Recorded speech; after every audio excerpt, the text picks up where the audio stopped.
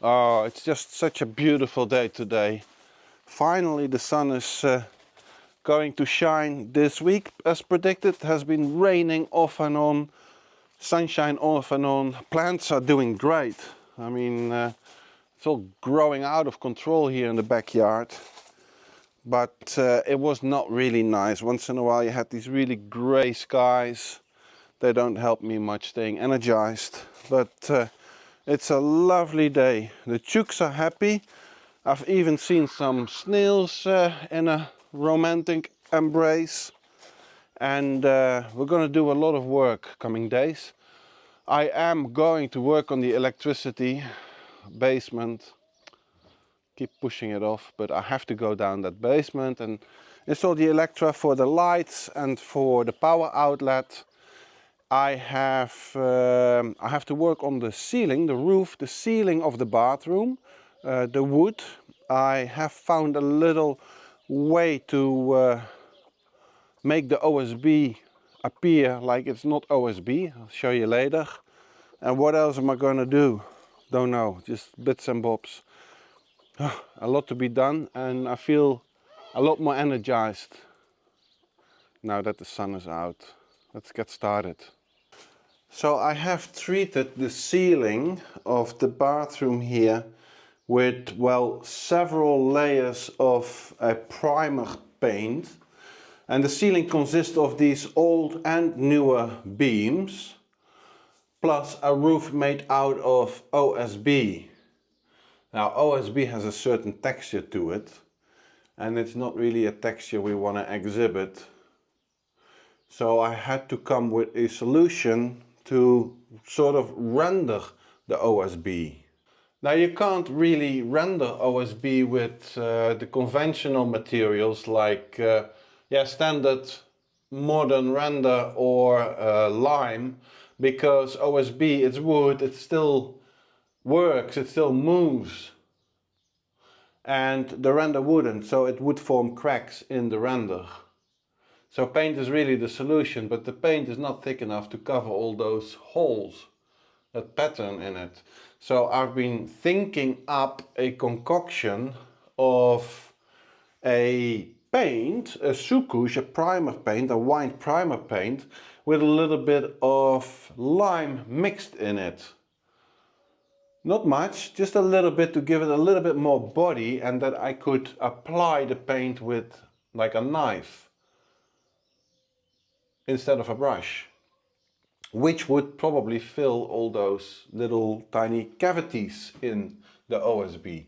I've tried it out here yesterday and it is fully cured on this area here, and I can see that it sort of does what I want it to do. Fills up the little cavities in the OSB. I've also applied it here on the beam, and it is providing a new texture to the beam, which is nice, but my biggest problem with the beams is that the original color comes through. It comes through the paint, like you see here, and that is after what, probably 3 layers of sous-couche, of primer. What I should have done, and what I've learned from it, is I should have applied a sealant coat on the wood first, which would completely seal the wood, and then on top of the wood I should have put my primer coat, so as not to let the original color come through and my primer coat being absorbed by the wood. So what I'm going to do now is I'm going to apply the sealer coat to the beams, let that cure, and then paint it over once more with this primer coat. Once that is cured, the sealer coat, I will paint over the beams and the ceiling, I think with a primer slash lime coat. So let's apply that sealer first so that it has time to cure.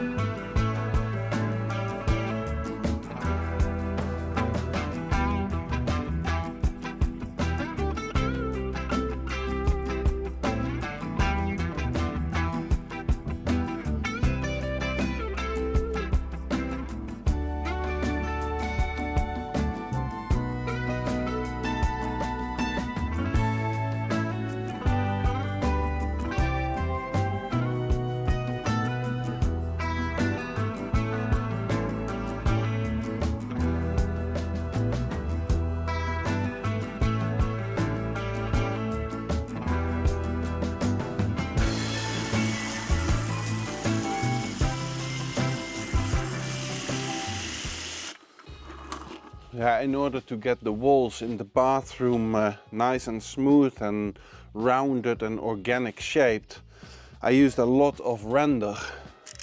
And although the render that I have used is rated up to 3 centimeter thick, you could apply a 3 centimeter thick layer, it has still cracked because render sort of shrinks when it dries. And I need to repair those cracks, right? Now, this render is set to dry, fully cure in 2 months' time, and it's been really humid. So I might be a bit too early repairing those cracks because it's been on it now for 3 weeks. But I just want to have a little trial and see what I can achieve with this stuff.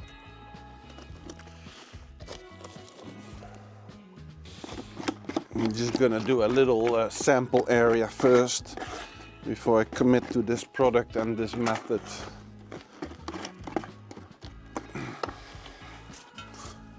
So it's basically time to install the toilet bowl. Well, not really install it, but make all the necessary provisions. See, the toilet outlet has to go through this wall, and then it will come out in the guest bedroom, and then it will make a 90-degree bend down into the basement where we will need to hook it up to the sewage. That's basically the only way. The other way was to install a broyeur. It's a macerator. What it does, it collects the black water, the waste from the toilet straight after the toilet, and it chops it up really fine, and it pumps it through a very small diameter hose, which you can easily bury or hide. But I don't like them because first they are noisy, and second they require maintenance. When people flush things through the toilet that hasn't gone through themselves first, these broyeurs can get clogged up, and then you need to open them and free the little macerator from everything that's in there, and that's just not a very nice job. So now I have to determine the toilet's position and drill a big hole through the wall.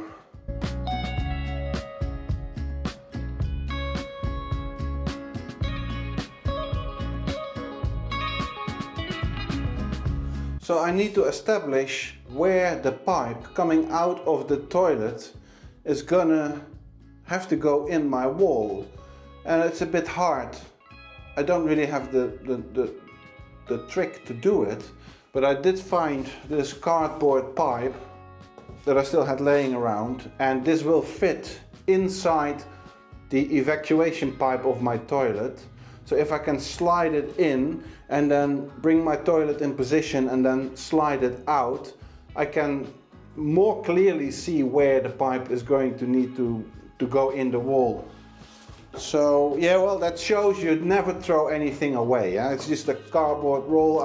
I saved it, I kept it because I knew one day I'm going to need it. So Nadia, when you're watching this, told you.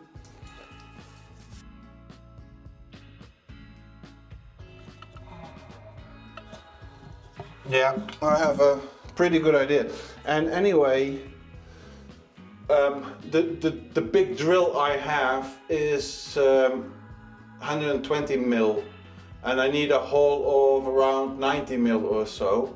So the hole that I'm going to cut will give me some play with the pipe.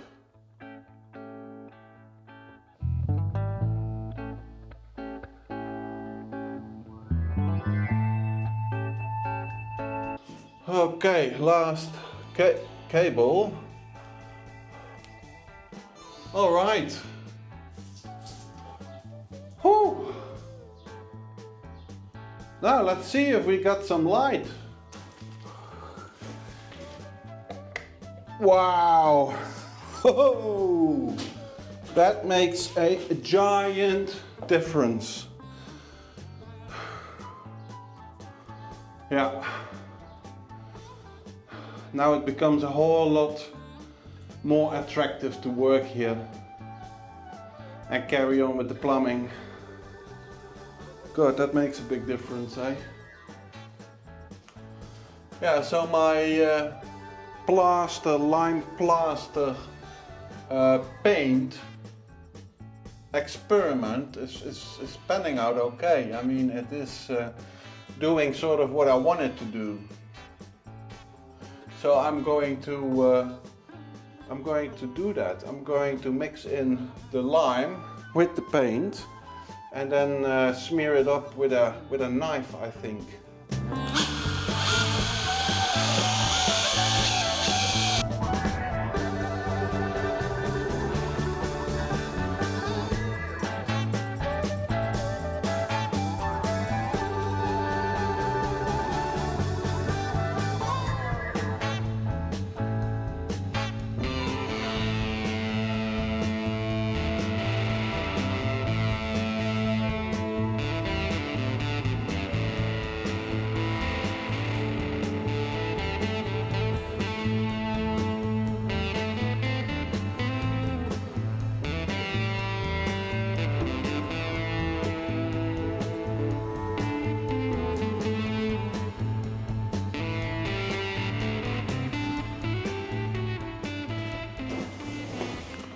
I've just been shopping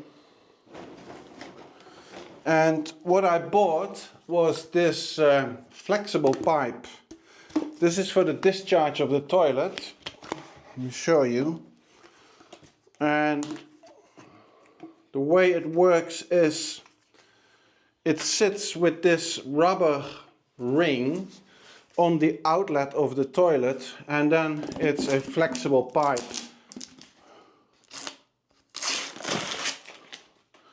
To a maximum length of 650 millimeter and a minimum of 270. So that is well, about 1 foot to 2 foot.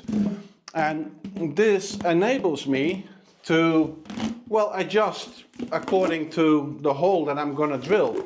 As the hole is going to be a long hole, I might not be able to cut it really straight, or you don't know. I mean, this is not a new built house. This is old walls with hard stones and soft stones, etc.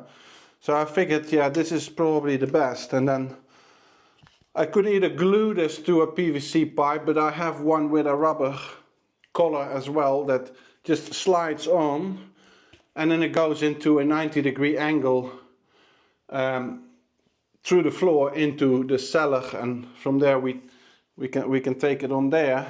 But that's what I'm going to do, and I'm going to drill the hole now, or at least do an attempt, because it's well, it's quite a bit of work. Yeah, drilling a 120 millimeter hole through a wall that's what, 30 centimeter, a foot thick. So we'll just take it easy and do it slowly and hope for the best.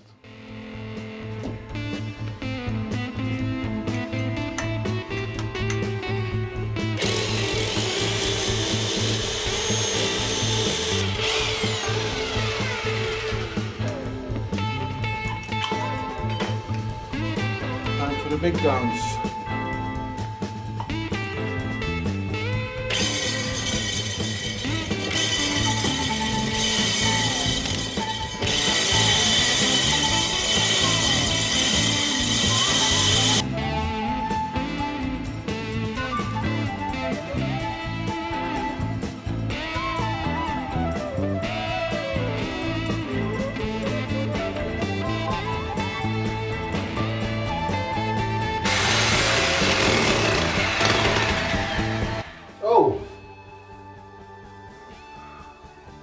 My drill broke off. There's still a bit in. Oh sh.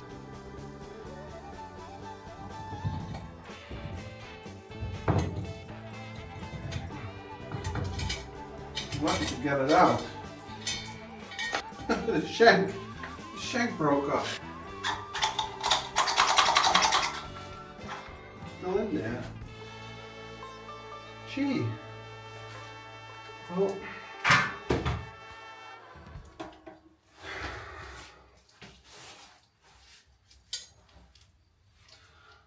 Almost there, but not all the way.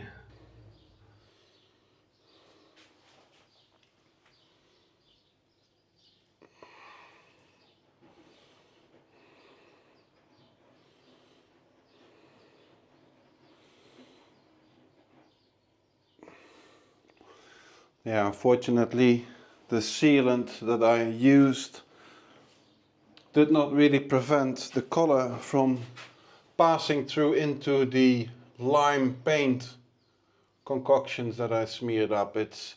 I don't know what it is, tannins, or it's the older wood. The newer wood doesn't do it. So yesterday when I went out to shop, I got myself well, this product, and it is set to bloquer le remontée de tannin et la tache. Yeah. Supposedly this is blocking the colors that come through.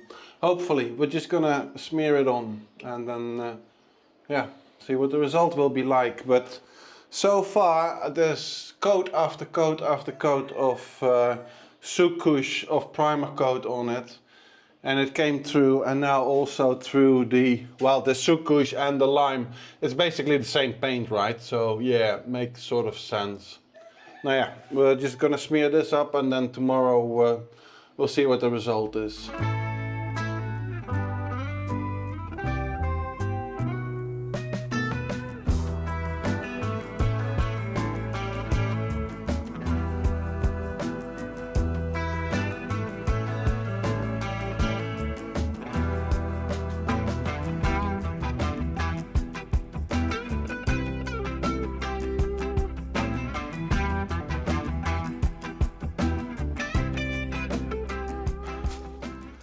Thank you for watching, thank you for liking, thank you for subscribing. A big thank you to the people below here for buying me a coffee. If you think I deserved one, then see the link below or in the description of the video. Now I have a question for you guys. My big diameter concrete stone drill bit was sitting on a shank, and the shank was sitting in the chuck of my drill. Now it broke off, and part of the shank is still sitting in here, and I can't get it out, and I can't remove the chuck as well. I might have to buy a whole new drill just because the shank of my drill bit broke. Any ideas? Let me know, please. And then I'll see you in a couple of days. Bye now.